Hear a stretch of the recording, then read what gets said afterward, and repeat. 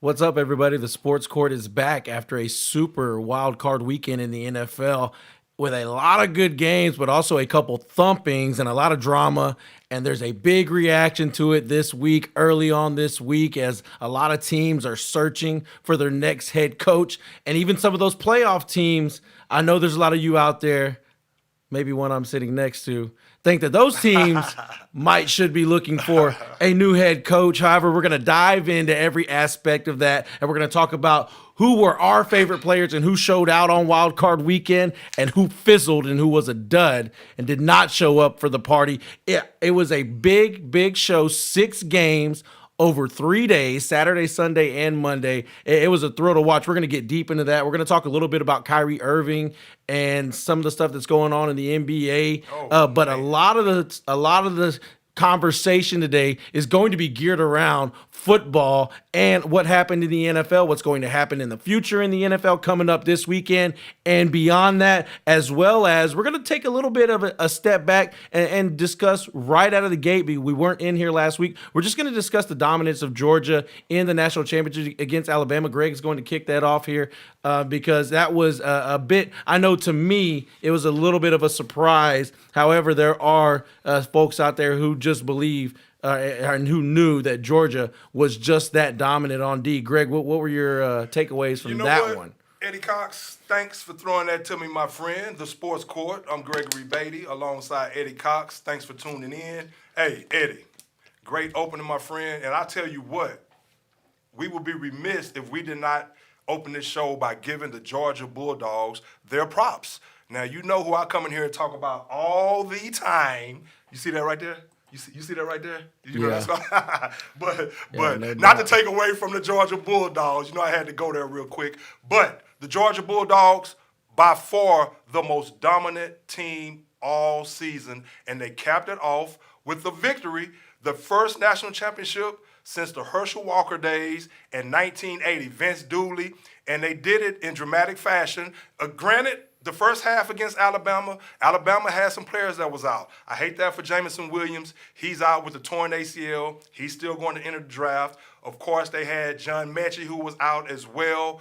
But to be honest with you, it was simple. The Georgia Bulldogs had the more dominant team all season, even though they lost to Bama in that championship game, that SEC championship game.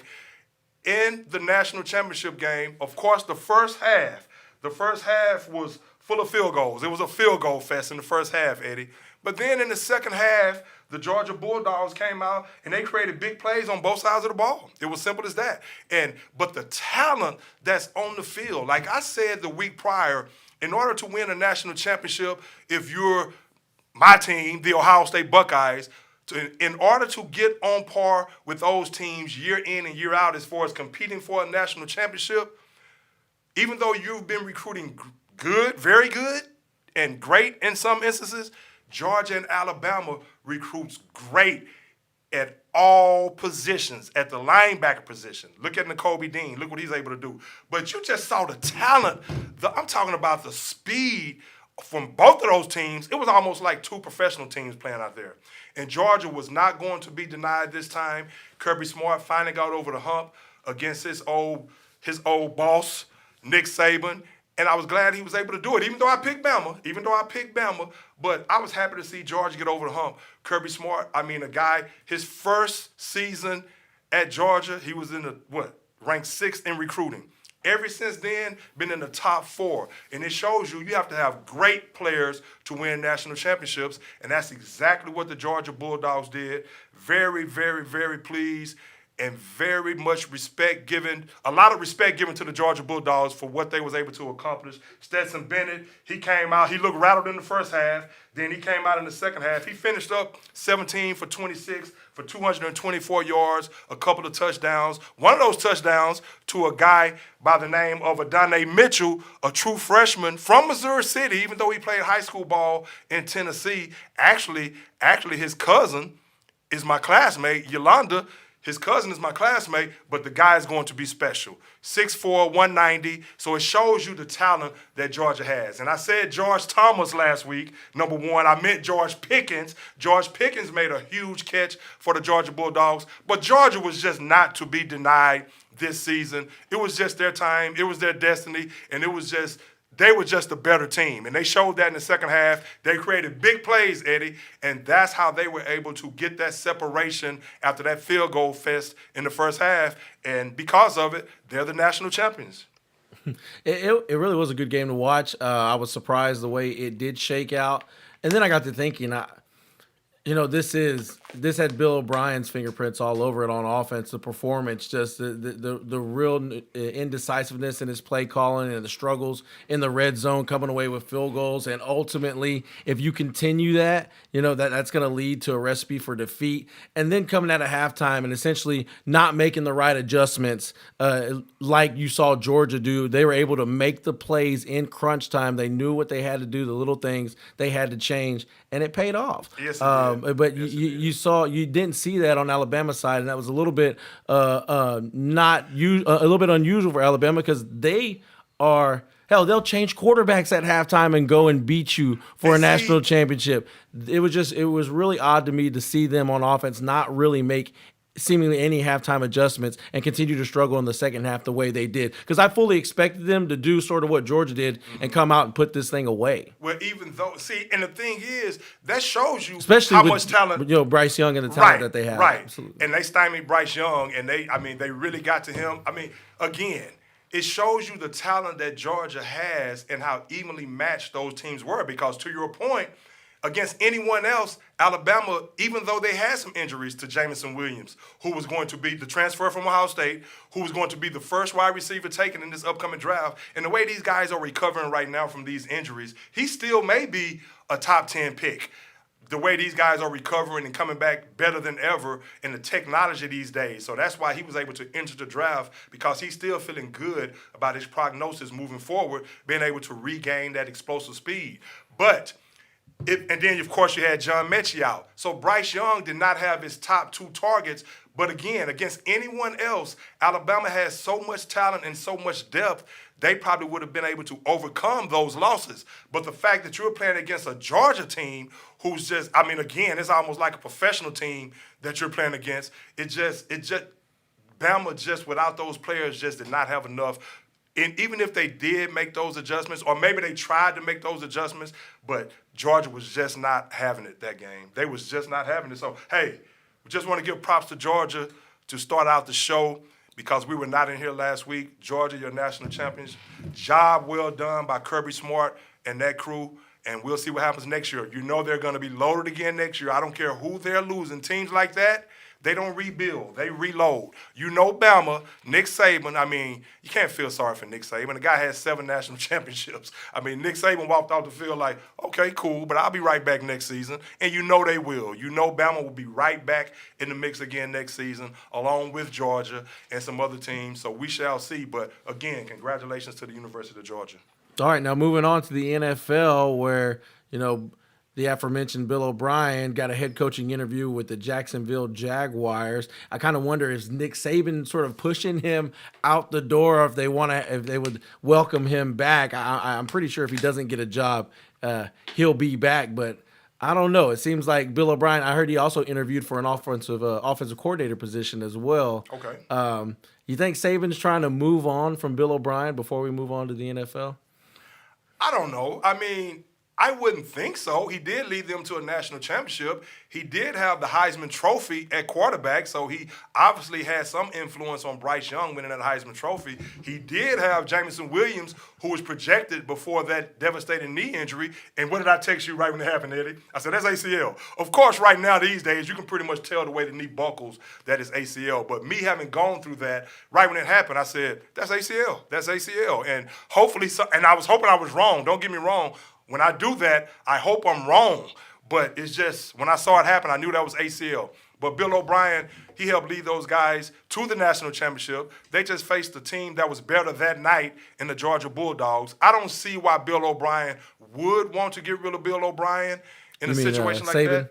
that. I don't see why Saban would want to get rid of Bill O'Brien in a situation like that. But who knows? Because, of course, Nick Saban, if he did get rid of Bill O'Brien, again, I don't know why he would want to, unless they're having some kind of philosophical differences behind closed doors, or they're just not getting along, or the personalities are not meshing, or whatever. You know, Bill O'Brien has a strong personality, just as Saban does.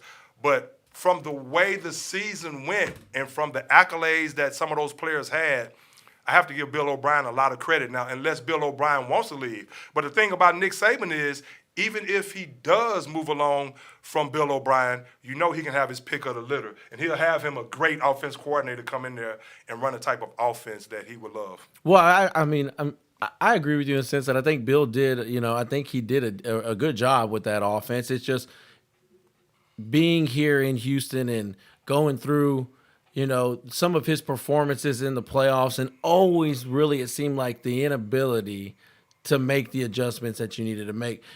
There were times where Bill would come out with a tremendous game plan. I mean, where the Texans they had their backs against the wall, they're starting a third string quarterback, and he'll come out and get a win, with a great game plan, but it was effective right out of the gate. Very rarely have I ever seen him make, adjustments that led the Texans to getting a win that maybe they weren't going to get based on, the game plans of both teams coming into the contest. That being said, I do think Bill O'Brien is a good football coach, and I think that using Alabama to sort of propel him back into the NFL could be good for, whatever team does decide to hire him. They got to remember here in Houston that, Bill was sort of this runaway power train, and Houston allowed that to happen with the environment that was created after Rick Smith was no longer the general manager. There was a power vacuum, and those kind of things are going to happen in organizations that are poorly run at the upper levels, of their power structure, the owner in particular. So if he gets into another organization and he can just be a football coach, get back to doing what he does, and maybe leave some of those big game play calling duties to somebody else, he gets the right mix of coordinators. I think Bill O'Brien can be a really good and effective head coach the second time back around. Don't forget, there was talk about that San Francisco wanted to trade a first-round draft pick and then some to the Houston Texans if they might consider trading Bill O'Brien to San Francisco. This was before they got Kyle Shanahan. This was a real proposal. This was, the real thinking of San Francisco. Now, I bet you they're glad they went with who they went with in Kyle Shanahan, but I'm just saying he did not forget how to coach football overnight. With Bill O'Brien, you have to make sure there are guys in place that can check Bill, that can convince Bill when he's going the wrong direction or going to make an emotional decision. Exactly. When he's the be-all, end-all, final say on personnel, coaching decisions, and everything that goes on the building. Well, we've all seen what happens with that here in Houston. Yeah, and the thing about it is, and I do agree that Bill O'Brien can probably be a better coach the second time around. And hopefully he's learned from some of the things that he did as a coach. And, of course, like you're saying, maybe he won't have those general manager type duties as well. He could just concentrate on coaching football. And maybe the second time around he's learned from his mistakes in Houston as far as being the end-all, be-all. Right. Or just being the guy that had the final say on everything, not including your players on certain decisions. Or just maybe he's learned some things, and maybe he can. Maybe that time off from the NFL, maybe he'll come back now after dealing with these younger players and finding himself more of a guy that's willing to listen and take more of a back seat like he had to do with Nick Saban. Maybe he'll go into the NFL now realizing, again, the mistakes he made while he was with Houston as far as building relationships and as far as keeping relationships, that's important good too. As a head coach, that's important. But also, I'll say from the X's and O's standpoint and X's and O's part of it too, there's a lot that he learned from that Alabama offense, especially as it pertains to being able to mold his offense into an offense that can adapt to a new age style of quarterback, a dual threat quarterback, a quarterback like a Bryce Young, a quarterback like a Deshaun Watson. We saw Bill O'Brien start to modify some things with his offense here in Houston, sort of be on the forefront of that in the NFL, along with Doug Peterson when we talk about RPOs and maximizing the ability of the quarterback to use his legs and change plays at the line of scrimmage and getting him out of the pocket. Bill O'Brien was doing those kinds of things with Deshaun Watson. He wasn't just absolutely married to this 100% traditional pocket passer New England offense. And then you go and take what you've learned from Alabama, a program that runs an offense that year in and year out produces at a high level with the best talent in the nation, ultimately NFL talent. And I think if he really did, take notes and do the things that he should have done and applies that to his NFL offense, maybe he could take it to another level. And I think that's going to get him another look where I don't know, but probably not Jacksonville, but he's going to eventually get another look, and he's got a chance to be one of those guys that's like a Pete Carroll, guys of that nature, that Dick Vermeil, that their second time around is when they really end up, getting the most out of their coaching career. Yes. Right. And the thing about it is, you would think that he would feel like that it would behoove him to learn from those mistakes and learn from the things that he didn't do well. And he would take a long look at himself and really assess the situation and see some things that he can do different the second time around that's going to enable him to have some longevity in the NFL and not just be there for 1 or 2 years, and he can taper it down a bit as for still be the same guy that holds people accountable, still be the guy that has the final say, but take more input from your players and things of that sort. Get more players backing you instead of more players against you. So maybe he will learn from that, like you're saying, his time with Nick Saban. He's learned some things from Nick Saban. But I definitely see him. I mean, when he was at Penn State, he was a good coach. I mean, so he definitely can coach. And now he just has to coach, like you said. And a lot of people, the thing about Bill O'Brien is a lot of people, they put him in a vacuum to where it was like, okay, yes, he's a good coach, but look at him as a GM. And so they never really, I mean, I'm not going to say never really paid attention to his coaching, but I think his coaching, a lot of his coaching ability got overshadowed by a lot of the personnel decisions and things that he was doing. DeAndre Hopkins trade, 100%. A lot of people never get over that, and rightfully so. There it is. But like Speaking I of said Texans before coaches. that, David Culley being fired. Like I said before that, a lot of that too, there's a lot that has to be put into the environment that these people are in when they're making these decisions. I'll correlate to a dismissal that we just heard of recently, Mike Mayock out with Las Vegas with the Raiders. We all know Mike Mayock can evaluate talent and can make some good decisions in the draft, good decisions in personnel. However, in Las Vegas, I think he was just hit with a perfect storm of worst case scenario possibilities coming to light with them having to release both of their first round draft picks, and with the tragedy that happened with Henry Ruggs. Right. But the environment that they're in, what happened with John Gruden, I mean, you name it. It's amazing the Raiders even made the playoffs with the amount of adversity they faced this year. Yeah. But that just goes and shows to a lot of it has to do with the environment.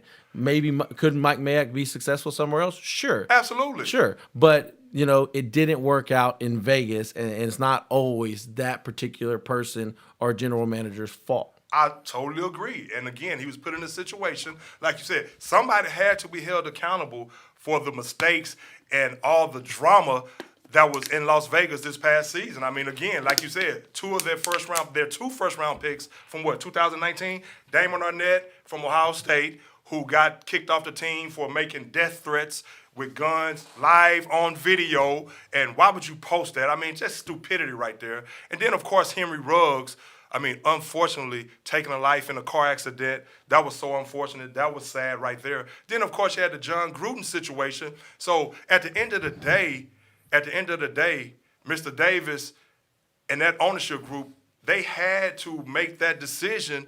I mean, they had to save face right there, and he had to be held accountable right there. They had to turn over the page. They have to turn the page completely from now. Again, they may keep the coach that they have in place right now. They may, and they may not. I don't know if they will. I know Derek Carr is vouching for him, but they may just do a complete haul as far as the coaches are concerned, even though this guy got them to the playoffs. A tremendous story, like you said, about the Raiders even getting to the playoffs. Lost to the Bengals 26-19 in that playoff game. We'll talk about that. What's up, Brooks? Baltimore, what's up with you, man? All right. And but again, I mean, it was just apparent that Mark Davis had to make that call in order to just save face for the organization. Somebody had to be held accountable for that. And with Mike Mayock being the general manager, picking these players, even though Mark Davis knows that it's not his fault at the end of the day, at the same time, I mean, you picked these players, you evaluated these players, and look what happened. So I just think, like I said a while back about the Raiders, I just think the Raiders right now, they're in a different place than where they were, of course, when Al Davis, the just win baby attitude. I think Mark Davis is trying to turn over a new leaf, and he's trying to carve out his own path in that regard. And even though they're in Las Vegas, I think he wants an organization that's ran correctly, that people can look at as an organization that's doing all the right things, have good people in an organization, and that has a good reputation. Even though they're in Sin City, they don't want to be sinning and known as a team that sins. So I think that's what Mark Davis is. Yeah, I mean, he's done that ever since he's taken over, Mark Davis, the owner. Just the move to Vegas alone, that was him making, putting his stamp on the Raiders, saying this is what I've done since taking over. These are now the Mark Davis Raiders, no longer the Al Davis Raiders. Right.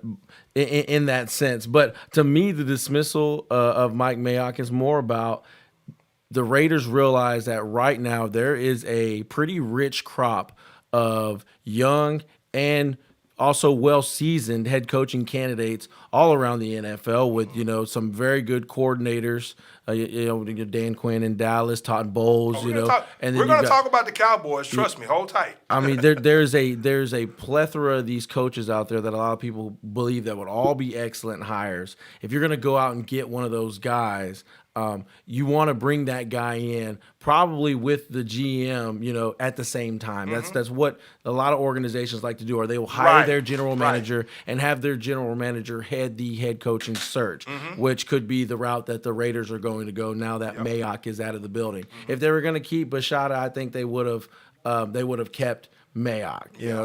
But I think since they're going to since they dismissed Mayock, they're going to go and find their guy. And there's a lot of guys out there that would be a great hire for the Raiders and for a lot of the other teams out there that are looking for new head coaches this season. But Raiders are one to keep an eye on. I think they proved over the course of the end of the season they weren't even supposed to make the playoffs. That team is a team that's tough. And that they've also got some good players in place, some really good talent, especially on offense with Jacobs and Carr and, big guy Waller and the young receivers.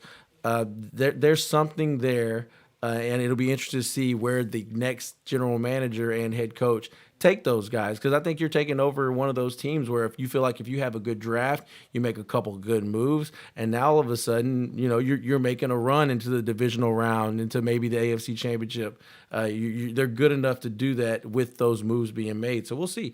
That's an exciting time for Las Vegas. Yeah. But they had to get in on it because there's all these good candidates aren't always going to be out there. There may be a handful of candidates that you feel like are prime candidates. This is like going into a rich draft. You want to have a lot of picks. If maybe you weren't sure about your quarterback, but since there's not a lot of good quarterbacks coming out in the draft, we're going to stick with this guy. Well, how about when there's 5, 6, or 7 guys? All of a sudden, you're seeing the Baker Mayfields of the world, the Josh Rosens. You're seeing those guys get passed over, get looked over, get pushed down the road so that they can go and get their guy. And that's what's going on here in Las Vegas and also here in Houston. Start. Absolutely. They want a fresh start. Now, speaking of Houston, let me get your take on the David Culley firing, and who do you think the Texans should target? We already know who they're reportedly targeting. I want your opinion, or I want your take on who you think they should hire, and what do you think about David Culley being ousted? I think going with the firing of David Culley, that's absolutely the right move. I think that whenever he declined a penalty on third down week 2 against Cleveland in the first half, he declined a penalty on third down to make it 4th down and 2, and then punted the football instead of taking the penalty and trying to convert on third down. That made 0 sense. I thought right then and there I knew David Culley was not fit to be a head coach in the NFL. I mean, I'm sure he's a great guy. He seems like a great guy. I mean, I thought it was a great story. A guy been in the league as long as he had, being able to take over an organization that, let's be honest, was in a transitional period. But the Texans, very much like the Raiders, realize that you don't want to stay in neutral for very long. And if there's an opportunity to go get one of the guys that you feel like is the guy that can really lead your team, not just be a placeholder and yes man, which, let's face it, what David Culley was. A lot of people might feel David Culley got wronged. He also got paid, so it's hard to feel. Well, yeah, I do think he got wrong, but he did get paid. I mean, he did get paid. How do we know they didn't tell him coming into the deal, like, hey, you may end up being fired after 1 year, but your contract is guaranteed for $22 million, more money than you've made in your entire career as a football coach? Right, but a lot of times too, it's not always about the money. I mean, this guy wants to be a head coach. Now, if they actually told him ahead of time that was the case, because you notice when Cal McNair first hired him, he said he liked his vision and his ability to bring people together. Now, all of a sudden, when he's fired, they're saying that they don't like his vision and the direction it's going. But I think he was a lame duck. I think it was a situation where Out of the gate. And maybe he knew that. And again, maybe he's okay with collecting the money. But the thing about it is, look at the position David Culley was put in. I mean, he was put in a situation, he was coming to a team with all kinds of turmoil. Now, you're talking about a team that the roster was gutted. Nick Casario had just gutted the roster. How many players do they have on one-year contracts? Like, I think someone said like 30-something players. So 31. even next season, it's going to be a completely different roster. But then you come into a situation, the Deshaun Watson fiasco. So you don't have a quarterback. You don't have your starting quarterback right there. So you're already set up to fail right there. Then you come in and you change the culture. They say, okay, we'll come in and change the culture for us. So you have everybody positive and upbeat. These guys play hard every week for him. I mean, so they say change the culture. He changed the culture. Then you have Tyrod Taylor who gets hurt. So now you're down to your third-string quarterback who actually got better as the year went on. The Texans actually got better as the year went on.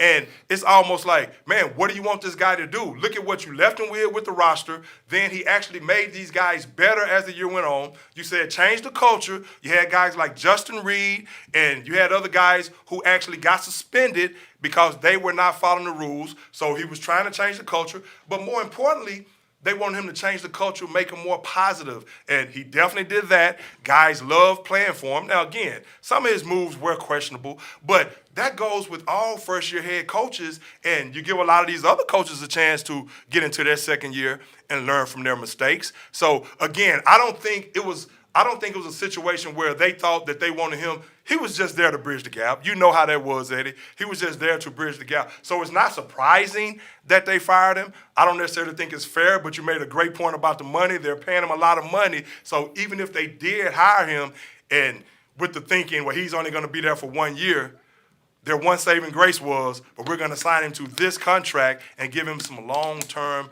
financial stability. Well, that way it doesn't look bad. But here's what I'll say. They took a chance on David Culley. That's another black coach out of the league. Now it's just one right now. Right out of the gate. Like, I mean, it wasn't looking well with David Culley. I mean, you're going on. Yeah, Laramie Tunsil out. Your second best player out for most of the year. With a finger. Yeah, but he was out for most of the year. But I'm not going to hold any of that stuff against David Culley. I think that's more along the lines of that's going to be in Nick Casario's wheelhouse with what they're going to do with Tunsil. I think he's on the table, and he'll probably be traded, as well as the Deshaun Watson deal. You can't blame Culley for any of that.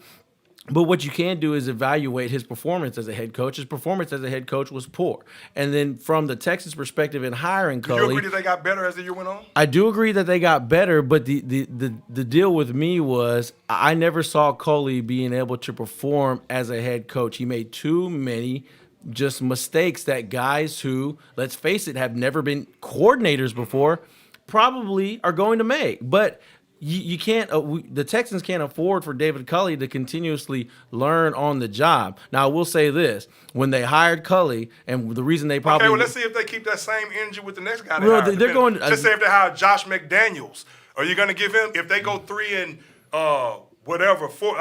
14 next season? Are you going to hold them to the same standards? Like, okay, because I'm sure it's going to be a lot of things that you can look back at. Would be some decisions that he would make, and you're going to see a lot of things that you would probably disagree with as well. Are the Texans going to move on from him and just assume that he's a guy that can't learn from those mistakes? No, yes, no, they're not going to move on from Josh McDaniels because they already know Josh McDaniels has head coaching experience in the NFL. David Culley does not have that. Nobody.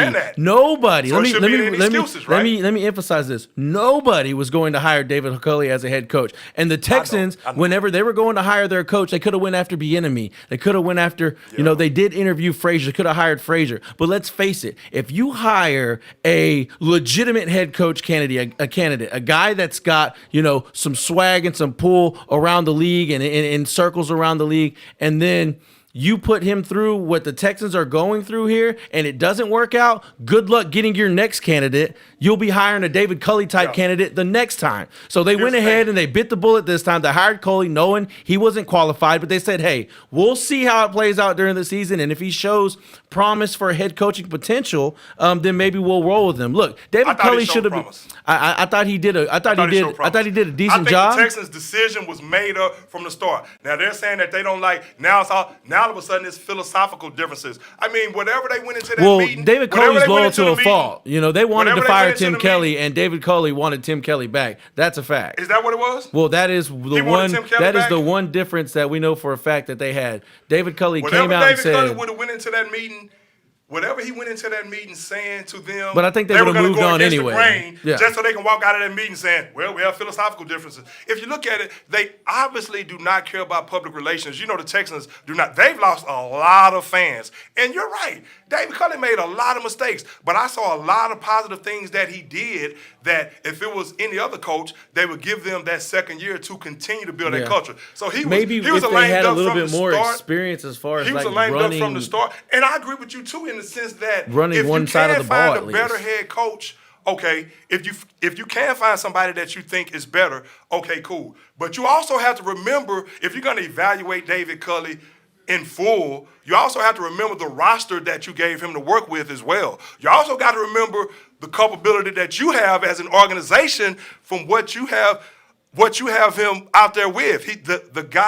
The guy had a third-string quarterback in Davis Mills that got better as the year went on. The defense was they were always hustling. They were always playing good. Lovie Smith did a great job. He did. The problem with David Culley is if you're going to be that kind of coach, Greg, that David Culley would need to be reliant on his coordinators to run their sides of the ball, then you have to hold in a coordinator like Tim Kelly dead last in the league in offense, regardless of who it was. Dead last. You have to have the gall to be able to hold somebody accountable and go tell your friend that you went to war with for 17 games, 18 games. Go tell him that this organization has to move in another direction. I know you feel like a scapegoat. I know we're all shouldering this, this responsibility, but you're the one that has to go, Tim, because I'm the head coach here. If I'm going to stay, the organization needs to move in another direction. So you're saying that one of the philosophical differences was he was steadfast on wanting Tim Kelly to and clearly he's one of those guys that doesn't want to move on from, But at the same time, a portion of his coaches have that. And if it's something that he goes into a meeting and he has a belief about and he feels strong about one of his coaches, I mean, he has to go in there and say that instead of going in there fronting and faking and just trying to adhere to everything that they're asking him to do. There are things that Tim Kelly did well, but you cannot tell me their inability to run the football, the poor running game. I agree, and it's been around. Look at the roster that he was given. It's carried over. Look at the roster he was given. But again, though, and that's your team. And really, at the end of the day, the guy's a multi-millionaire, and I'm just kind of trying to go against the grain. Culley, I know. I mean, he got paid for it. He can't be mad. I mean, at the end of your career, what is he, 65 years old, 63 years old? 66, I think. 66. I mean, right there at the time of retirement, you get the most money you've ever made. You could add up all the money he's made his entire NFL career. It wouldn't add up to $22 million. Wouldn't even be close. A lot of people.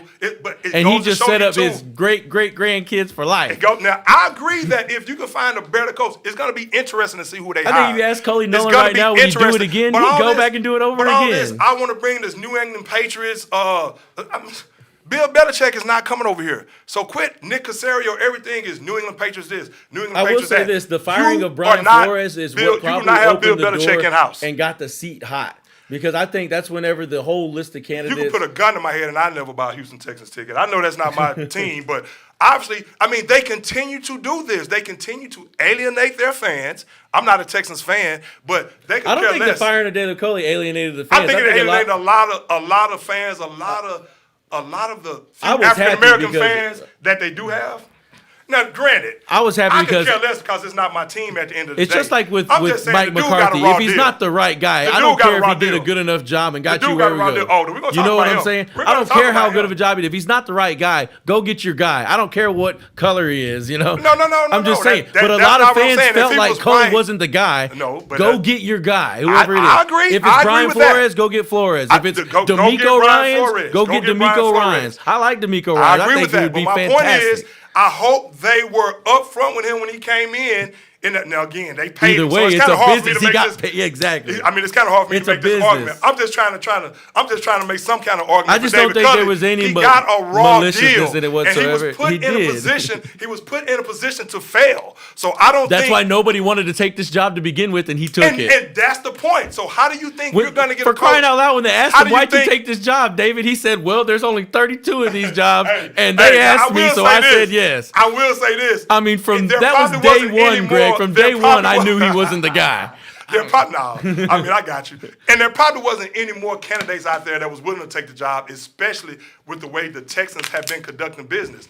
One of the things that I'm saying is, I don't think the way they did David Culley, even though I'm all about you have to conduct business, you have to find the best person out there, you have to do that. I get that. But I don't think they did themselves any favor in their coaching search by the way they did him. I guess Because we'll find anybody out coming based in on there who they will hire. find out because somebody's going to take the job, obviously. But, of course, when you go in there now, along with all the other things they've done as an organization as of late, then you look at this, it's like, man, who are these guys? I mean, how do I not know that I'm going to come in there and they're going to give me one season, then they're going to oust me? They got rid of DeAndre Hopkins. They got rid of, who else? JJ. Well, I mean, I can go on and on and on, a lot of decisions they've made. You saw the way Deshaun Watson has wanted out of there. I mean, so it's like the Texans, I just don't think they've done themselves any favors as far as an organization. Now, granted, to your point, and that's your team, I get it. You want to find the best person available for the job. But the guy was put in a position to fail from day one. So them coming out here talking about all these things he didn't do right and didn't do this, look at what you had him out there playing with. Look at what you had the guy out there playing with. Without a doubt. But he got just as many and look wins. at the improvements. He got just that as brought many the team. wins as the Texans were able to Bill get O'Brien, with Deshaun Watson. Yeah, right, exactly. Exactly. And with essentially So it wasn't with Bill O'Brien, it was with Tim I just Kelly. think he deserves a little bit more credit. And of course, if you're going to make the move to get him out of there, that's cool. That's your decision. Hey, you got to give But him credit all for this being stuff about poorly he's such a qualified. horrible coach. He's not a horrible coach. He just wasn't qualified to be a head coach, and he did a pretty good job for going from a lifelong wide receivers coach to being a head coach. He did. Cully, I was trying to take up for you, Cully, but now I got you. I got you, man. That's your squad. I got you. Hey, now I wouldn't mind seeing them hire Flores. I really wouldn't. Especially if some people have talked about this. Nick Caserio addressed it. He said it's not likely, but what else is he going to say right now? But especially if Flores could lead to, or if the next head coach could lead to, maybe Deshaun Watson working his way back into the fold. Well, that's why they're interested in Flores, because Deshaun Watson, the Miami Dolphins, is the one team that he said that he wanted to get traded to. And, of course, if you get Flores, they may feel that they could probably mend fences with Deshaun Watson. Especially since you're already getting the third pick in the draft, and if you don't want to take, one of those premier pass rushers if they fall there, if you don't want to take a big safety in Hamilton, then you trade down and you acquire more picks in a very deep draft, and you hang on to Watson and you let him grow with the likes of Nico Collins and that offensive line. You've got, you've already spent draft capital, with Titus Howard and whatnot. You could go and get, another offensive lineman when you trade back. There's going to be some big offensive linemen on the board coming up in the draft. There's a lot of possibilities. And if Deshaun Watson gets back in the fold, you've solved the number one problem that most teams have in finding a franchise quarterback and having a franchise quarterback under contract, for an extended period of time. And that's what the Texans could have if he gets worked. Now, are we going to get our hopes up and say that it's going to happen?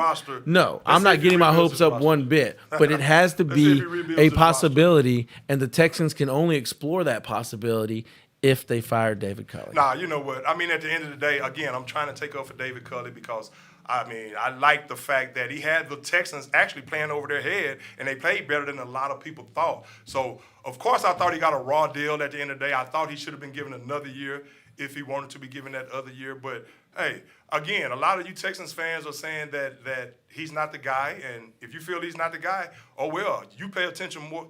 You pay attention to the Texans more than I do, and I didn't even watch them as much as you did this year. But I do know when I did watch them, I liked the way they were playing. They were playing hard, playing tough, and I know it's more to coaching than having the team play hard. You have to make critical decisions. We're going to talk about that here in a second. But I just thought with the hand that he was dealt, I thought he did a pretty decent job, and I thought he should have been afforded at least one more year. Now, that's my opinion. If so many teams weren't looking for new head coaches this year, and teams that were going to garner some attention from coaching candidates that they really like, then maybe they would give Cully another year, because why not? I mean, that was sort of the thinking even going into the last few weeks of the season, was that Cully would be back. Just because the Texans were going to still be in that transitional period. But I have no doubt in my mind, once Flores became available, I think that's whenever the Texans realized, hey, there's going to be a lot of good candidates out there. This will be the year that we need to get our guy. If we wait, we may not get this type of cream in this crop of coaches, or out of the crop of coaches that we'll be selecting from. Well, what I'm thinking that going into the season, they're saying that he's not the guy that we're going to build long-term with. We're just going to have him here for 1 year, and we may have him think no matter how well he does. And I think they were maybe almost surprised with how well he had them trending toward the end of the season, even though of course, they had some things that they could have done better, some decisions he could have made. I think that it had them surprised, and they were like, uh-oh, we're going to have to make a decision that a lot of people are not going to agree with. But I think it was dead set in their mind from the outset that he was not going to be back, and he was not going to be a guy that they were going to build this franchise with long term. Without a doubt. Hire Flores, the moment he was on that damn podcast, it was like, well, Deshaun's our quarterback for now. They're like, damn it, Cully. Damn it! Look, he was just a figurehead. That's all right. The man got paid handsomely. It's hard to feel bad for a guy like that. I ain't tripping. That's your team. Is anything you could say? Hey, the Texans will pay you to go away. Now, let's talk about what happened this weekend, Greg. We'll start, at Jerry's world, 49ers and Cowboys. That was a game. Going into that game, a lot of people had the 49ers, the way they played tough, beating the Rams at the end of the year there. That defense, DeMeco Ryans has them playing at a top-notch level. They're a top 3 defense in the league.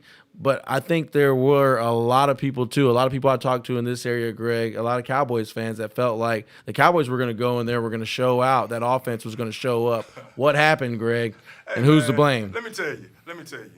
For one, I was texting some of my Cowboys fans before the game saying, brace yourself, it's the Cowboys. The Cowboys to this point, now, 1981, 82, when we lost to the San Francisco 49ers, I literally cried. After the game the other day, Eddie, I literally laughed. Because you know why? That is the dumbest team in the NFL. Daryl's happy, I bet. Of course, my cousin Daryl is very happy. Matter of fact, I hadn't even talked to him since then. I thought he was going to call me talking trash, but he didn't. He didn't want to hurt you, man. Sure. Hey, you know I don't care. Let me tell you this real quick. There was a tweet that came across my phone where some guy was like, I just smashed my TV in front of 30 guests and my entire family at the game. He said, my wife just left with the kids crying, and they're staying at a hotel for a week. And then he says this classic line. He said, I'm done with the Cowboys. He said, they ruined my life and my party.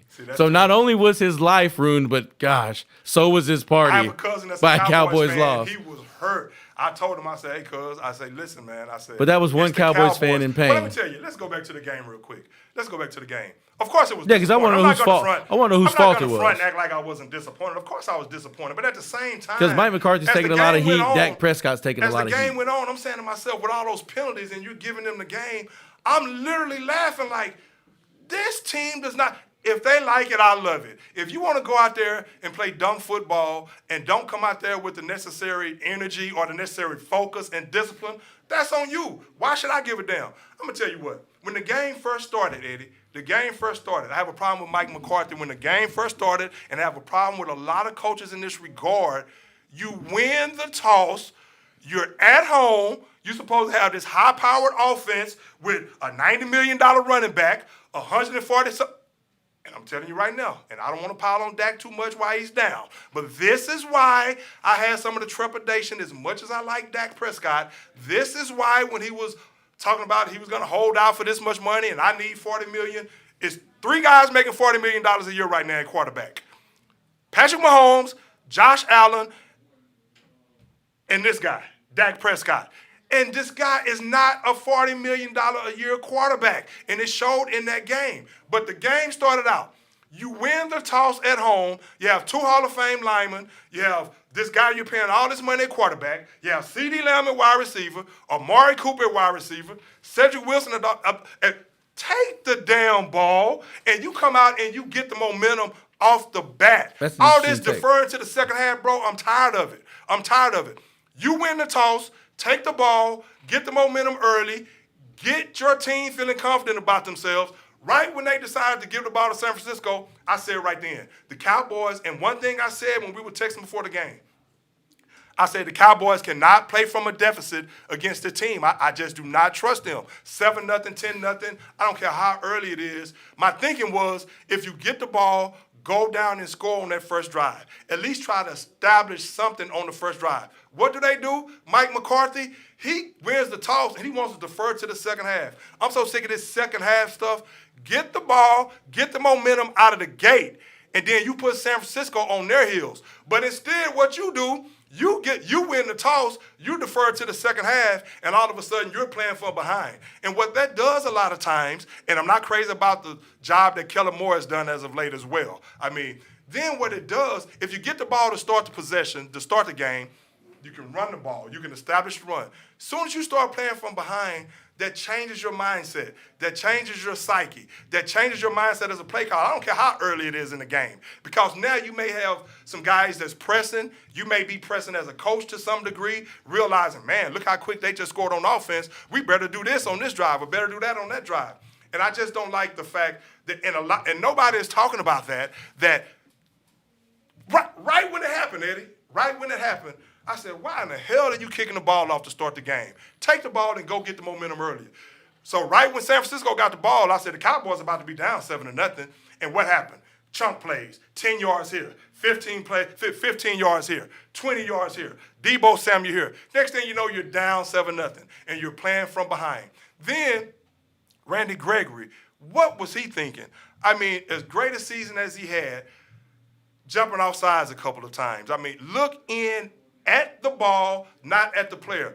That goes to the coaching. If you're going to ask me, do I think Mike McCarthy should be back next year? No, but I think he will be, because Jerry Jones and them have too much pride. The only way the Cowboys are going to, Jerry Jones and those guys are going to start feeling it is hurting them in the pockets. But the problem is, if they're the most lucrative franchise in all the sports, they could care less what we think, because you're going to keep buying their memorabilia, you're going to keep buying their merchandise, and so as long as they continue to become big or help their billions, they could care less. And of course, their pride is not going to let Mike McCarthy go. But a team comes in undisciplined, leading the league in penalties, undisciplined, then again, you do not establish the run. Now I hear people talking about how Zeke could have played better. Yeah, maybe so, but he had 12 carries. You can't establish a run game with 12 carries. But again, when you're playing from behind like that, you're pressing and you're not doing the things that you probably should do. Kellen Moore, the thing with Kellen Moore is, a lot of times later on in the season, when he should be establishing the run game, he did not do that. You have CeeDee Lamb right there. All this stuff about CeeDee Lamb didn't show up. Well, damn, if you're such a great head coach and a great offensive coordinator, 2 of those plays he made,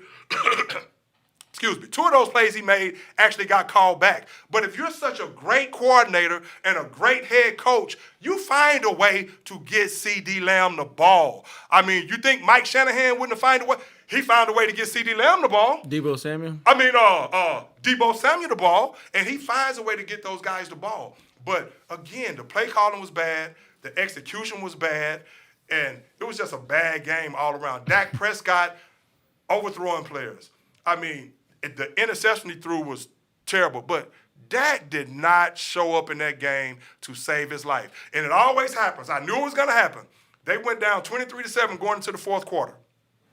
I'm sitting in there like at that time in my it's so whatever attitude by then. They always make this miraculous comeback, like they're about to come back and win the ball game. I knew they were going to fall short in winning that game because it was just too much of a hole to overcome. It was just too much of a deficit to overcome. And again, but the penalties, every time they had a positive play, they playing behind the chains. Every time you're giving San Francisco extra downs and extra possessions, and I'm just like, bro, how dumb can you be? Now, that play at the end of the game, the worst. The worst. Now, again, I said enough about the penalties and all this and that. The Cowboys just plain stupidity. But again, that goes back on the head coach. And in my opinion, offer Dan Quinn the job if you want to keep somebody that's there. Offer Dan Quinn the job, and I think things will change dramatically. They better because somebody's going to hire him. I have a feeling he's going to be one of those guys that's going to get hired this year. You knew the time management. You knew Mike McCarthy. And I'm talking about this is what he's been doing all season. I'm not basing this on one game. I'm talking about all season. That's the way he's been coaching. And then you bring this team in there. You're undisciplined. Again, I was already pissed from the way they started the game, not taking the ball. But then this team is so unprepared. And then that last play, Eddie, you know what's so bad about the last play? With Dak Prescott, the $40 million man, not only was it too risky, it wasn't a bad play if you had more time on the clock. You know what's so bad about that play? The 49ers actually called timeout before that play. They called timeout, so that gave Mike McCarthy, the head coach, time to think about what they were about to do. This is the first time I've ever seen a team with no timeouts run the damn ball with under 20 seconds left. That was the most mind-boggling thing I've ever seen, and in my opinion, that's worthy of being fired right there. Mike McCarthy coming into the post-game pressure. Frisco called a timeout. You go over there, you tell Dak, you have to get down early. You have this much time on the clock. They did none of that, bro. No. But the worst part about that was when Mike McCarthy was in the press conference defending it, saying that it was the right thing to do. It was the right call. They may have gotten away with it had they, had Dak Prescott had the situational awareness to be able to hand the ball to the referee. And to me, this isn't on Dak. Like, what the hell are they doing? This isn't on Dak because if you know some of the best coaching teams in the NFL, or best coach teams in the NFL, I should say, they work on situational football in practice, understanding the rules, understanding that the umpire has to touch that ball. Good coaches run their teams through those types of scenarios. It was clear the Cowboys had never run through that type of scenario, and that's why it didn't work out in their favor because they were poorly prepared for that situation. Not to mention, if you're going to go to the middle of the field, why didn't you just do it earlier in the drive? One play before that, they were giving you the entire middle of the field the whole time. You could have thrown a 25, 30-yard pass down the middle of the field and went up and spiked it and saved all that. You know what gets lost in this again, like I said, and I agree with everything you're saying right there? Dalton Schultz had just caught a 9-yard pass. San Francisco called timeout. You had time to go to the sideline and go over these important things. If you knew you were going to run a bonehead play like that at the end of the game, you had time to go over that with your quarterback. Make sure you leave enough time to do this. Make sure you leave enough time to do that. They actually come out of a timeout and do that. What about the fake punt? The fake punt where they converted on the first down. You get a delay of game right after that? Come on, bro. He should have been fired right after that play. Jerry Jones should have called down there and said, get him off the damn field. How can you get a delay of game right after that? That's craziness, bro. So, again, my point is, trust me, I'm not tripping at all about the Cowboys for one.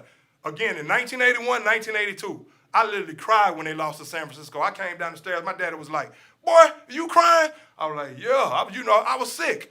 I've gotten to the point now, bro, you learn to expect this from the Cowboys. You learn to expect it. It's sad, man.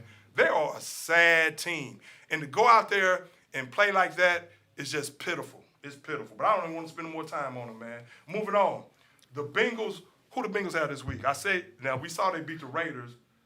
But we've got Bengals and the number 1 seed Tennessee Titans. What about the Bills over the Pats, though? Before we go there, let's rehash a couple of more games real quick. Josh Allen was phenomenal, and this was a display of offensive brilliance that I don't think I've seen in not a long time in the playoffs. Josh Allen was immaculate, and this goes to show, when we talked about the Bills leading into the playoffs, there was a little bit of a skid there for the Bills where, yeah, they were still winning football games, but they really weren't performing at a high level. They were taking some hits on the chin, and it was making people start to wonder, is this team really built to play late into the season? Or are they going to be just another regular season Cinderella that fizzles out in the playoffs whenever they go up against a team that's better than them? Now, they're going to be tested when they play the Kansas City Chiefs next week. That is going to be one of my favorite games. I'm going to have that one. Oh, you know it's going to be. I have that one marked. I picked the Chiefs in and the AFC. Ready. This is where the Bills get an opportunity to avenge last year's AFC Championship. But they're facing Bill Belichick. They're facing a Patriots team that beat them earlier in the year without even throwing the football more than 10 times. I don't even think that. I think they dropped back to pass less than 10 times. That was one of the craziest games ever. But a Patriots team that has been the roadblock for the Bills, for countless years, going back, 10, 15 years. Could they get over that hump? They did that in a tremendous fashion, and in doing so, that has proven to me, hey, these Bills are here. This could be the year, and if they get past the Chiefs, watch out, because the Titans. Oh, they're for real. The Titans coming up, playing the Cincinnati Bengals this weekend on Saturday. I think they're the first game that's going to kick off divisional round weekend on Saturday. This Bengals team, this may be the hottest offense in all the NFL right now. I know what the Bills did to the Patriots. Well, I want to touch on the Bills real quick. On Saturday was huge, but the Bengals, they've been on fire. We saw that. We all know the game against the Chiefs and how that game turned out. But ever since then, they're converting third down and 15 plus. They're converting those types of plays with Jamar Chase, with Joe Burrow. They are. Yeah, no, definitely. And I see where you're going with that. I'm just saying the Bengals could easily find themselves playing in the AFC Championship. Oh, absolutely. And if the Bills find themselves against the Bengals, I think you have to be saying this could be the Bills' year. Okay, so let's talk about things are starting to set up perfectly for that type of matchup. For Buffalo to make their way to a Super Bowl. Yes. If they're able to get past Buffalo, Kansas City. Right. And the thing about Buffalo, the way they dismantle the Patriots, Bill Belichick with that not star-studded defense, with that very stout defense, and the defense, he always has a very good defense. But it just goes to show you, to your point, and you actually picked the Bills to come out of the AFC. The thing about the Bills, Josh Allen, I'll never forget, Eddie. I'll never forget a few years ago, you asked me about Josh Allen. Really, right when you started doing the show, however long that's been, a few years ago. You said, what do you think about Josh Allen? Daryl said he's got one more Cowboys question. Okay, what was the question? Who they play next week?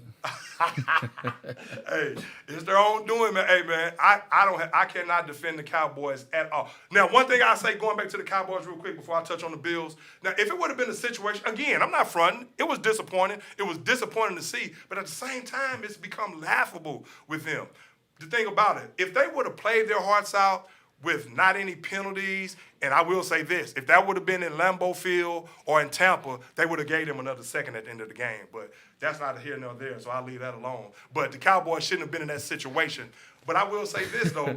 I will say this. That was if they would have played decision. their hearts out and played smart, and I'm not saying go mistake-free where you don't have any penalties, but a lot of these pre-snap penalties, that's just lack of concentration and lack of focus. So if they don't want to go to the next round, why in the hell should I care if they go to the next round? And it's not so just penalties on offense, Greg. It's the penalties on defense. But that's what I'm talking about. The illegal hands to the face on third down that gave them the extra set of downs. They were going to get the ball back with over 2 minutes left. Over 2 minutes. And they had all the momentum.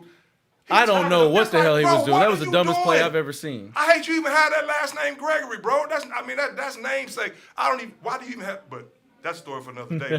But come on, man. But the Bills, I'm tired of the Cowboys. Now, what was it you were saying about Josh Allen? Josh Allen. The way he improved from year 1 to year 2 to year 2. I remember you asking me, I remember you saying, because you were not too high on Josh Allen at the time. And granted, a lot of people were not. They thought he would probably be a bust. Of course, he had a strong arm. He was very inaccurate. And the one thing I said back then was, if he becomes a student of the game, I see the upside, and obviously see the talent. I mean, he was drafted that high for a reason. But if he becomes more of a student of the game and he learns how to process things after the snap and he becomes more accurate, which he did. He became all those things. He's always been a competitor. So each year he's gotten better at pre-snap reads, at reading coverages. Now he's become more accurate when a lot of people think you cannot become more accurate as a quarterback. What I've always said is if you work on your base, if you work on your base, and that's what he did. He worked on his base and he worked on his footwork, but he became more of a student of the game. And hey man, Josh Allen is a dog. The growth of a quarterback really shows, especially when you have a big athletic guy who's used to doing a lot of things with his legs, when he no longer relies on his legs as the main threat in his game. I mean, early on in Josh Allen's career, leading the league as a quarterback in rushing, most rushing touchdowns. He still does some of those things. He scores a lot of rushing touchdowns, but he knows when to use his legs, and he does it when he needs it. He doesn't have to rely on it anymore. He's able to perform from the pocket. He's able to stretch the field with his arm. And when he does these things, as well as adds that second threat and the way he's built, you don't worry about the guy getting hurt. Yeah. I mean, he looks like Phillip Rivers, but he runs like, almost like Lamar Jackson. He's like Andrew Luck, but bigger, Remember what I said the other week? I said, you look at this guy, a white guy, and he's outrunning everybody on the field. He's fast. He's fast. He's very athletic, and I love what I'm seeing from Josh Allen. And the Buffalo Bills right now, now they're running the football more. They have more weapons. They're using Singletary. They're using McKenzie. They're using Knox. Of course, you have Diggs at wide receiver.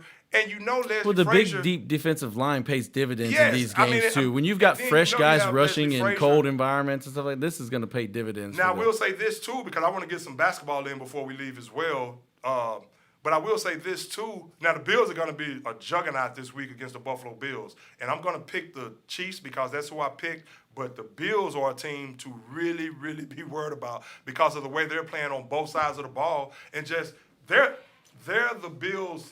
They're the Chiefs' toughest foe obviously in the AFC. So, but the way the Chiefs are playing right now, moving on real quick to that game, to that matchup, actually, the way the Chiefs are playing right now as well, I think they played in week 5, I think it is, or week 3. Absolutely. But, of course, the Bills won that game. But that's when the Chiefs didn't start off too hot. Yeah, the Chiefs were kind of in a slump at that time. The defense wasn't playing as good. Now I think with the Chiefs being at home, you saw what Patrick Mahomes was able to do to the Pittsburgh Steelers in this last game, which wasn't surprising. They dismantled the Steelers. I mean, give credit to Mike Tomlin for even getting that team there. Big Ben, great career, Big Ben, and I wish him well in his future endeavors, but great career for Big Ben Roethlisberger if he decides to hang it up. But that's not a surprise from what they did. Of course, the Steelers came out. They went up 7-0. I said, Mike Tomlin might have something up his sleeve. But Patrick Mahomes happened. And you saw what happened, throwing for over 400 yards. Now he has all those guys back confident. Now they're opening things up. They're opening things up more on the offensive side of the ball. Tyreek Hill is healthy. Travis Kelce is playing at a high level. They found something with McKinnon. So now they have the running game going, and you can use McKinnon out of the backfield as well. So I just think right now Patrick Mahomes and the Chiefs playing at home with the way the defense is playing now. Now that's the difference in what they had going on in that first game earlier this season. The Chiefs' defense were very suspect. Dude, the Chiefs the Chiefs playing at a very high level. The Chiefs went from being the worst defense in the NFL through the first 5 games to being the number 1 scoring defense in the NFL. And to me, the reason that is just 2 words. It's Chris Jones. When they have Chris Jones, they are 100% night and day defense compared to when they don't have him. When that guy is on the field, he's wreaking havoc up front. He's getting a push up the middle and on the edge. He does everything across that defensive line. They move him around when they want to. He is the straw that stirs the drink in that defense. No doubt, hands down. When they have Chris Jones, all of a sudden, the secondary is getting more interceptions. They're getting more stops. They're getting more sacks, more pressure. Teams are turning the ball over more. And then when you do those kinds of things spark an already sleeping Giants style of offense. Yeah, they weren't playing their best football early on, but you start giving them extra opportunities, you give them good field position, you let Patrick Mahomes start, looking like the Chiefs. start getting back into the rhythm that he used to be in, and all of a sudden he's making 45-yard throws across his body back across the field. I saw them try that twice over the weekend. Something they would never try, normally in football. That's something you don't do. But they're allowing Patrick to do these things because they realize what level he's playing at now. But a lot of that has to do with that revitalized defense, and it all revolves around Chris freaking Jones. Man, that guy is unbelievable. Yes, he is.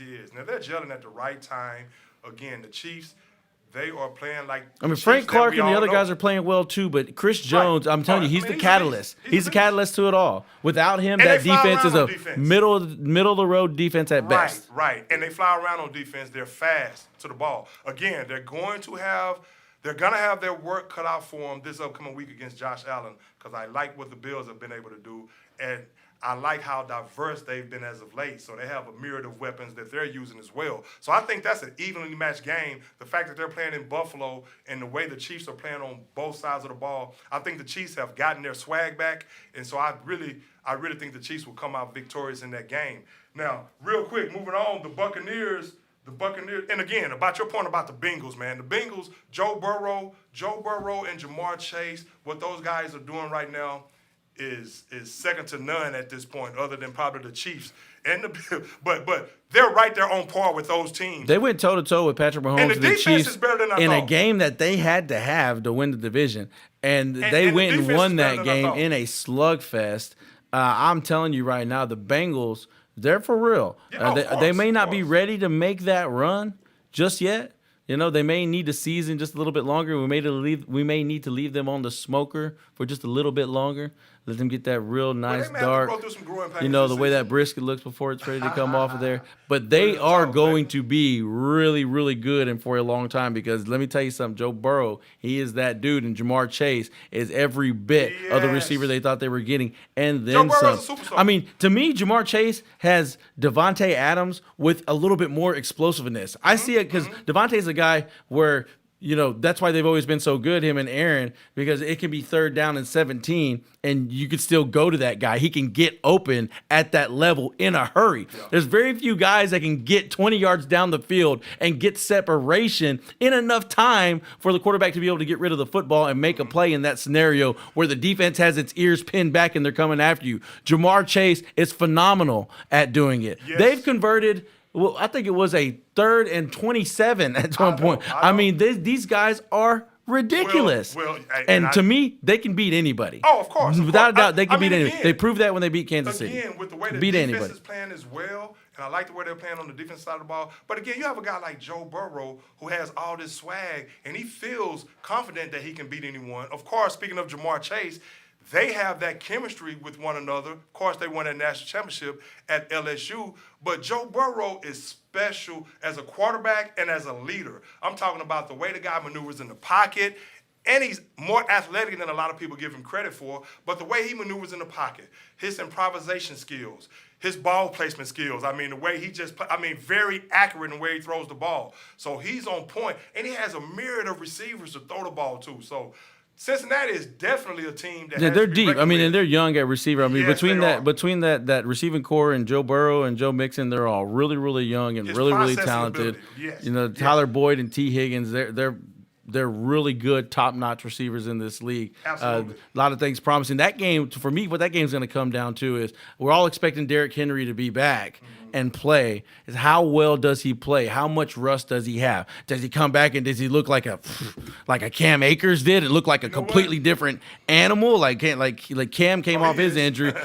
And he's so explosive. He looked like he was a man amongst boys last night. Are we going to get that type of performance from Derrick Henry, or is he going to be rusty, a little bit out of shape, maybe not as fast or explosive as he normally is? Yeah. And if we get that version of Derrick Henry, can the Titans win that game? Oh, of course the Titans can win, and they're playing at home. And the Titans, they have a style. Because I'm just saying, we know I feel like they're not going to be able to grind the tempo out, even if they want to take their time when they have the ball. Cincinnati's going to go and they're going to score the football.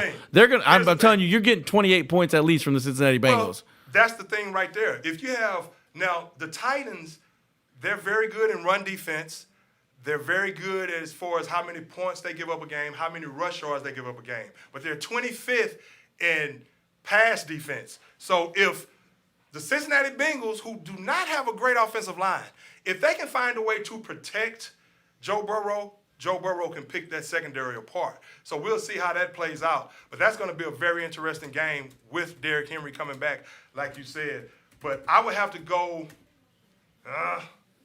Titans playing at home. I'm still go with the Bengals. I'm going to go with the Bengals. Ooh, you're right with Joey B. I'm going to go with Joey B. Joey B and company.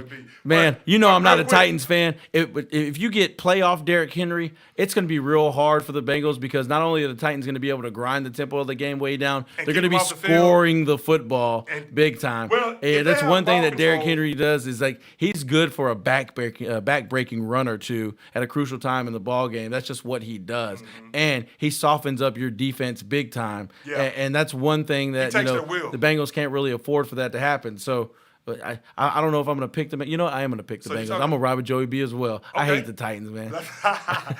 My buddy Matt Hall, he loves the Titans. I just can't ride with them like that. We got like 5 or 10 minutes left on some football, then about 10 more minutes of basketball. It's not too much to talk about basketball right now. Again, like I said, once the playoffs are over, 80% of the show is going to be NBA. Trust me. So just hold tight with that. But you talked about Cam Akers. I'm still impressed that this guy was able to come back from Achilles surgery.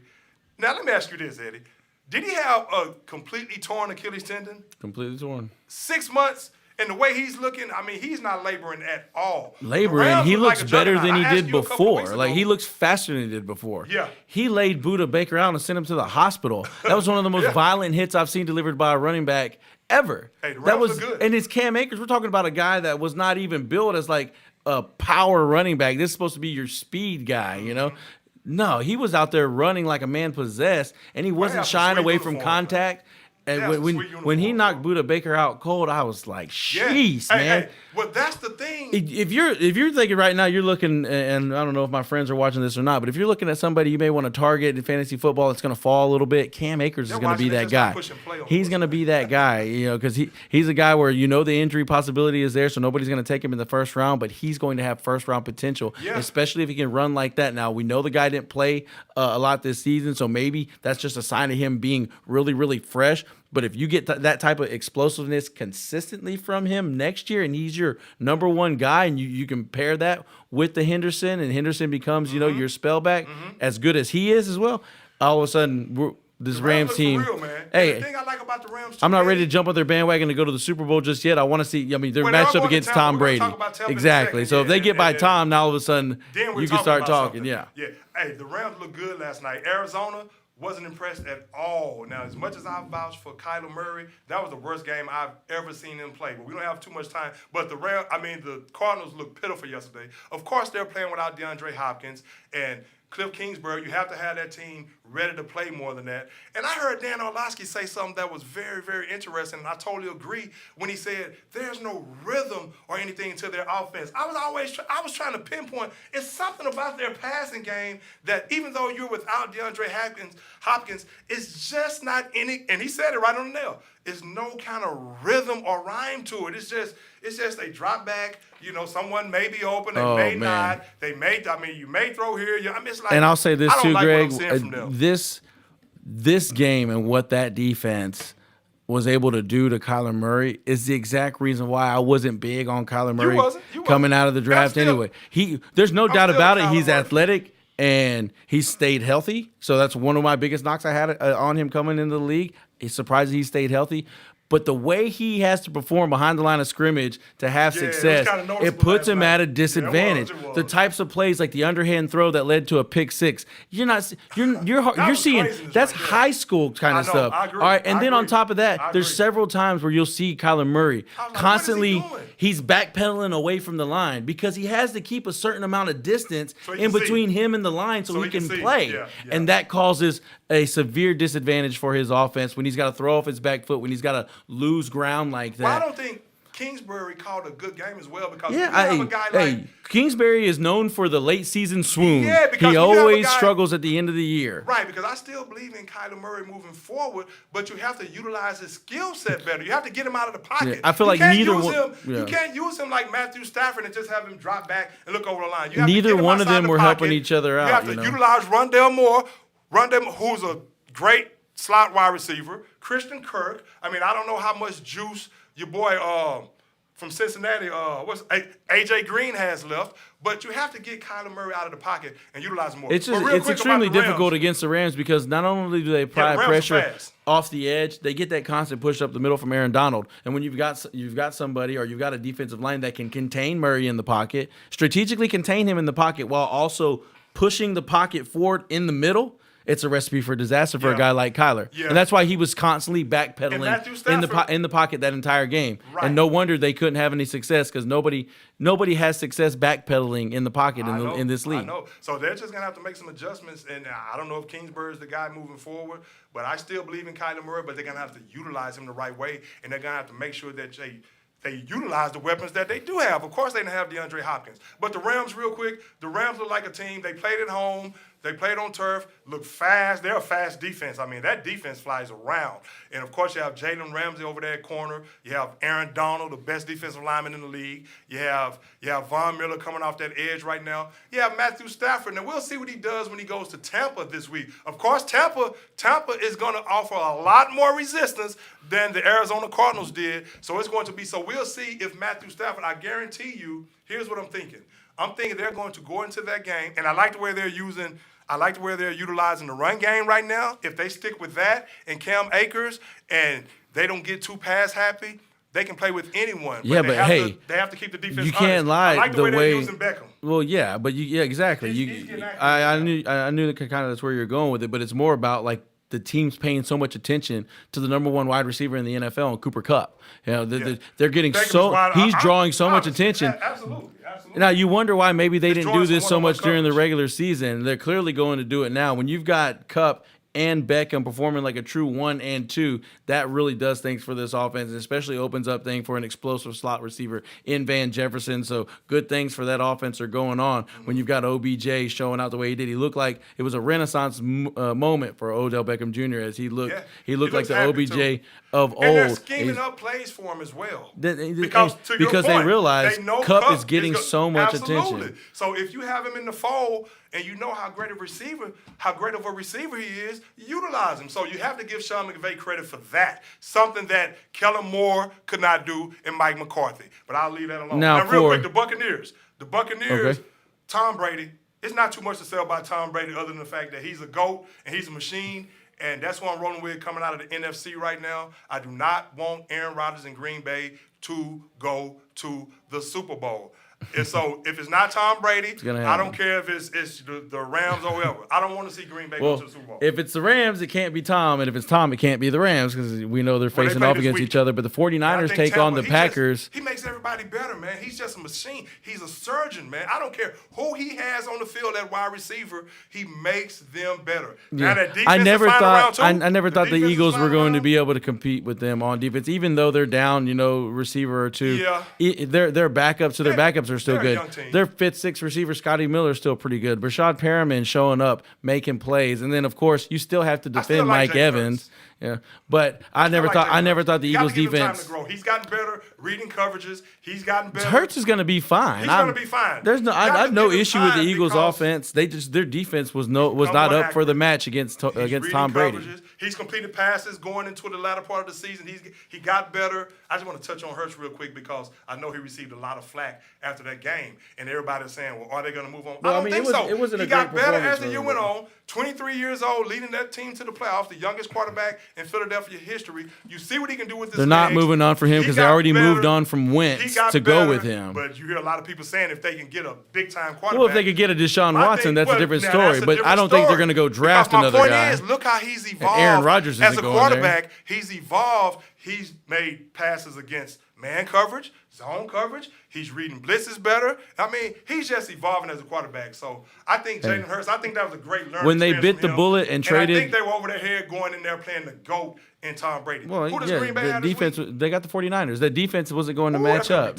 And like I said, get them, Niners. With Jalen Hurts, the moment they traded away Carson Wentz, Jalen Hurts is going to get every opportunity to succeed, barring the fact that they can trade for somebody. The only guy that we know is going to be available in trade that could do that is Deshaun Watson. Aaron Rodgers is not going to go there. We know that. It's safe to say Rodgers is not going to Philly. So Jalen Hurts is going to get all the time he needs to have success at Philadelphia, and he has improved and he's shown to improve going all the way back to Alabama and everything that he's done, he's always And gotten you know what he's better. going to bring mentally and as a competitor. But he definitely played a poor game, and his deficiencies were on display for everyone to see. Inaccuracy. Yep. You know, so I think that was a learning experience for him, and I like the fact that he got that game under his belt. And I like the fact, I love how accountable he is. He doesn't throw his teammates under the bus. He comes in there and he says all the right things. He knows he played bad, and he said as much. He didn't say anyone else played bad. He owns up to it, and I like that about Jalen Hurts, man. I like that about the guy. But I have to give you your props moving on. And I mean, and if Joey Bosa plays for the 49ers and Packers, this week, they're going to give the Packers some problems. I really think they can, but I still think the Packers will win that game. Sorry, cuz. I know Darryl probably listening right there, but I would love to see San Francisco win, but I think Green Bay, well, you're gonna it's see, just too much at home. You're going to see Green Bay make the plays that the Cowboys couldn't make over the weekend. You're going to see Aaron Rodgers convert in the situations that the Cowboys found themselves in, and they didn't convert. That's what makes the Green Bay Packers and Aaron Rodgers the number one seed that they are. Now, the 49ers, they're going to have to go deep down in their bag of tricks, and trust me, that bag is deep. They're going to have something for that 49er defense. I mean, for that Green Bay defense that was also played very well this year and was one of the top scoring defenses in the league. The only problem I have is that whenever you get in them situations and the Packers are going to find themselves where they're going to need to convert, and they're not going to want to give the ball back to San Francisco, Aaron Rodgers is going to find a way to make those conversions. They're 100% full strength on offense. Early in the season. And I don't field goal by Green Bay. That's because the 49ers defensively, they are a very tough team. They know what they're going to do, but at that time there was no Aaron Jones. They're going to have Aaron Jones this time. And Packers full strength. It's hard to pick the 49ers in Lambeau. I could have broke down that game more, but we didn't have time. But go ahead. But if they were able to run the football real well and be dominant up front, they're going to make it hard for the Packers, and they're going to force Aaron Rodgers, like some teams have forced him to be perfect with minimal possessions. Can he do it? Yeah, absolutely. I just don't feel like if Jimmy Garoppolo has to drop back and pass and sort of show out in this game, even as much as he did on Saturday. He's trying to give us the game. On Sunday. I'm sorry. On Sunday. I think if he has to go out there and do that against Green Bay, it's not going to be a good day for Darryl Lowe and the 49ers. Hey, so we'll see what happens this weekend. Of course, we'll be back in here next weekend breaking down all the NFL matchups and then the games that will be coming up in that third round in the championship, the NFC championship and the AFC championship. So we'll see how it plays out this upcoming weekend. But I just want to give you your props. I remember a while back, moving on to basketball real quick for about 10 minutes before we get out of here.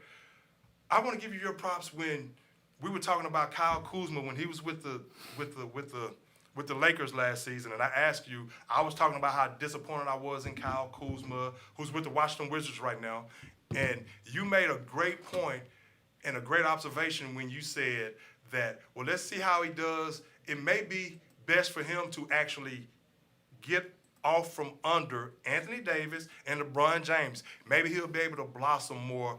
And I said, okay, we'll see. We'll see, because it was obvious that the Lakers were going to try to move on from him. I thought he was a disappointment. Hey, Kyle Kuzma should be an all-star this year. And your observation about maybe we'll see what happens, maybe he'll be better once he moves on, that's been exactly the case with him with the Washington Wizards, man. I love the way Kyle Kuzma is playing. Now, that talent is really starting to show through right now. And I just wanted to give you props on that, bro. Yeah, just for bringing that up. Ecosystem is everything for development. And forgive me if I'm just not one of these people that believes that LeBron James is the best player for young players to play and develop with. It's never been, in my opinion, the right place for a true young player with superstar capabilities to play and develop. Because ultimately, LeBron's going to go through these ebbs and flows of whenever he wants to be 100% a distributor and get everybody else involved, or whenever he wants to be the guy that takes over and takes the ball to the hole and is the focal point of the offense. But either way, it's always going to be LeBron making the decision, win this, LeBron making the decision, win that. And that wasn't the best for Kyle Kuzma. Right, especially if you think that he can be a frontline type player. Now, LeBron makes his teammates better, but they're role players. So in that regard, that's my point. I think Kyle Kuzma, in order to really showcase his talents and the fact that he can be a number one or number two, I think it was best for him to move on, and he's showing that that's the case. Now, real quick, I like the fact, speaking of LeBron is still playing at a very high level at the age of 37. it's no knock against LeBron and the way he's playing at this point in his career. He just don't have the team right now. Of course, the Lakers, Anthony Davis, they suck. They're still on the mend with Anthony Davis and his knee. Russell Westbrook hasn't fit in. They just played defense for the first time last night in that victory last night. But they haven't been playing any defense. So we'll see. Klay Thompson back with the Warriors. Do you blame Vogel or do you blame like the whole fiasco of all the players they've tried to put together and force to work together? Both. But to me, that doesn't fall on the head coach. Well, LeBron has a lot to say so on. If he gets ousted, I feel like he's more scapegoated than anything. Well, LeBron has who he wanted on the team. He wanted Carmelo Anthony. Of course, Carmelo can still give you some offensive punch every now and then, but he's not going to really give you anything on defense. They don't have anybody playing defense. They got rid of Caruso, who's a defensive player. They got rid of Caldwell Pope, who's a defensive-minded player. So they don't have any defensive-minded players right now. Of course, you have Anthony Davis that's on the mend right now. And LeBron, he can only hold it down in spurts on defense if you want him to give you what you need from him on the offensive side of the ball. Russell Westbrook, even though he's energetic and all this and that, he's never been noted as a great defensive player. So the Lakers, they're not going to win a ring this year. I don't see it happening. Now, they might not even make the playoffs. As of right now, they will have to play in the play-in. Just like another team will have to play in the play-in who's been very disappointing, the Atlanta Hawks. We don't have time to talk about them. I don't know what's going on with the Atlanta Hawks. I've always talked about the Memphis Grizzlies. Look at Ja Morant. Even last season, you saw me bringing up the Memphis Grizzlies when people were like, why you keep bringing up the Memphis Grizzlies? I just saw they are deep, they are loaded, and they play hard every possession. They bring it on both sides of the ball, and they're talented. And you have Ja Morant playing at a high level, so the Grizzlies are going to be a team to be reckoned with. I still think the Warriors are the team to beat. Clay has come back, even currently though they're first kind of place faltering. in their division. Memphis playing out, lights out. Now, even though Clay is just getting back, and of course Draymond is out right now, my team is still to win it all. Is still the Warriors, and because Clay, I like the way Clay has come back, even though he's shooting under 40%. Yeah, tomorrow I was going to tell you Memphis is playing the Bucks. That's going to be a good game. Out of the East, the Bucks, I think in the East, Eddie, I think the Bucks is still going to come out of the East. Now, you have Miami with Bam Adebayo. He's just come back from the hand injury now. Of course, with him and Jimmy Butler and those guys, a great coach in Spoelstra, they're going to be a team to be reckoned with. But I don't think the Nets Richard can beat Johnson the Bucks. fired up, says the Bucks are going to repeat. Hey, man, the Bucks are a team to be reckoned with. And I won't necessarily argue with him. I think Golden State is going to win it all if they're healthy and you get Wiseman back, you get Clay continue to get healthy, and of course, I like the way Clay is moving. And, of course, Draymond has to get back healthy. Andrew Wiggins is going to make the All-Star team this year. But the Suns, of course, you can't count out the Suns. But the Bucks, I don't think the Nets can beat the Bucks. And let me tell you, the damn Nets, I heard Kyrie Irving come out and say, what? That he's, okay, if you don't want to get vaccinated, cool. But it's time for Kevin Durant and those guys to get gangster on this dude and be like, look here, you motherfucker. I brought my ass to Brooklyn, pull a gun on him or something. Of course, I'm kidding. But, I came to Brooklyn to play with you. You see what's going on right now. They need to put him in the damn car, him and James Harden, take him, hold him down, get him vaccinated. Enough of this BS about, man, you've seen right now. Now, granted, that's his decision, but that's just selfish. If I was Kevin Durant, I'd be like, look here, you MF. I came to Brooklyn to play with you, and look how you're doing us right now. Man, you have Skrilla up. Bring some liquor in here. Bring something in here. Now, you're going to take your ass and get... Calm down. You're going to take your ass and get a shot, or you're going to take this shot from this 9mm. But enough of this bullshit about you're not going to get vaccinated. When I brought my ass to Brooklyn to play with you, enough of this. I'm tired of everybody giving Kyrie this pass about, well, that's his decision. Because when it comes down to it, that's my point. You saw what the Bucks did to him last week. And if I'm KD, I'm like, bro, you're going to have to go get vaccinated because if it comes down to a Game 7, you think Giannis gives a damn about you and your vaccination status? No, the Bucks don't care. They are not going to win the championship with Kyrie Irving being a part-time player. Yeah. Then no, you already have James Harden, and none of those guys click at the same time anyway. You still haven't seen them play together. And I get tired of all this New Jersey Nets hype. Brooklyn Nets hype about the Nets are going to do this, the Nets are going to do that. You haven't even seen them play together. And then when they do play together, one of them is always off. James Harden is either going 7 for 25 or Kyrie is going 7 for 22. Durant is the only one that you can count on. Now he's out because Kyrie, I'm not saying it's all because of Kyrie, I'm just kind of saying. If he would have been there, maybe he wouldn't have been playing all those minutes, and maybe he would have been fresh enough to get out of the way of the guy that was falling into his leg. Man, I'm sick of this Kyrie. Everybody taking up for Kyrie, bro. I mean, dude, go get vaccinated. Enough said. You've already seen, ain't nobody growing toes out of their legs and nothing like that. You've taken shots before. I'm sure you've taken a flu shot and all this and that. You've seen the situation now. Nobody is in a bad situation. So quit tripping with yourself and go get vaccinated. I'm sick of everybody taking up for Kyrie, bro. Hey, man. I ain't crazy about the comments. He's selfish, bro. The comment section here is blowing up. He's selfish, Damn, bro. they said, man, Greg done lost his mind. He's trying to put one. If I was KD, I'd put a gun. He trying to put one. He said he trying to put one in Kyrie's head. What's Kyrie, wrong with you? Kyrie, look, let me say bringing this your real ass quick. and you get vaccinated. I mean, look. You MF. Whenever you team up with Kyrie Irving, go. Let's roll. Whenever you team up with Kyrie Irving, you know what you're getting yourself into. I don't feel sorry for the And Brooklyn James Harden Nets. in the back I don't feel sorry for James Harden. I don't feel sorry for KD. I don't feel sorry for either one of them. But I think the most ridiculous thing is people getting mad at Kyrie and saying go get vaccinated. The Brooklyn Nets knew what they were getting themselves into with Kyrie. This is part of the deal. When you sign up to play ball with Kyrie and to have Kyrie on your squad, this is what you're dealing with. But if whenever Aaron Rodgers said he was immunized and not vaccinated, nobody said, "Oh, well, they better go make Aaron Rodgers get vaccinated." Man, but you had these players come over there to play with you, and now you put them. I mean, come on, bro. They shouldn't have done that in the first place, is what I'm saying. And I don't feel sorry for them. Well, you know, I don't feel sorry. I don't feel bad either, because you know how I feel about Kyrie, and you know I've always said that I've never been a Kyrie fan, even though he's a tremendous offensive talent. But I hear all these people taking up for him and always talking about what the Brooklyn Nets are about to do. The Brooklyn Nets ain't about to do shit. Legends live and let live. We out. I guess that's it. I guess Greg is done.